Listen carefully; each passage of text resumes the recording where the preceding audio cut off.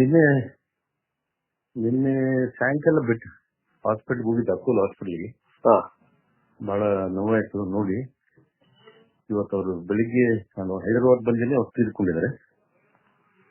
ಅದು ಗೊತ್ತಾದ್ಮೇಲೆ ಮನೆ ಕುಟುಂಬದ ಸದಸ್ಯರು ತೀರ್ಕೊಂಡಂಗ ನನಗೆ ಅನ್ಸಾಗಿದೆ.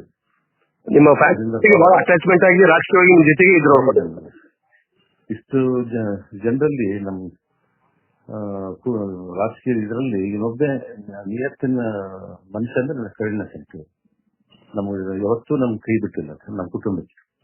ಎಷ್ಟೋ ಮಂದಿ ಬೆಳೆದ್ರು, ಮ್ಯಾಲ್ ಬಂದ್ರು ಹೋದ್ರು, ಆದ್ರೆ ಕರುಣ ಸಂಖ್ಯೆ ಕೊನೆಯ ಉಸಿರಿಗೂ ನಮ್ಮ ಕುಟುಂಬದ ಜೊತೆ ನಿಯತ್ತಾಗಿರ್ತಕ್ಕಂಥ. ಅದರಿಂದ ಬಹಳ ನೋವಾಗಿದೆ.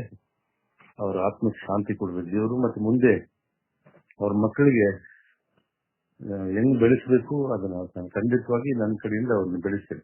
ಅವ್ರ ತಂದೆ ಕೊಡ್ತಕ್ಕಂಥ ಮಾರ್ಗದರ್ಶನ ಅವ್ರಿಗಿದೆ, ಅವ್ರಿಗೆ ನಾನು ಬೆಳೆಸ್ತೇನೆ. ಧನ್ಯವಾದಗಳು.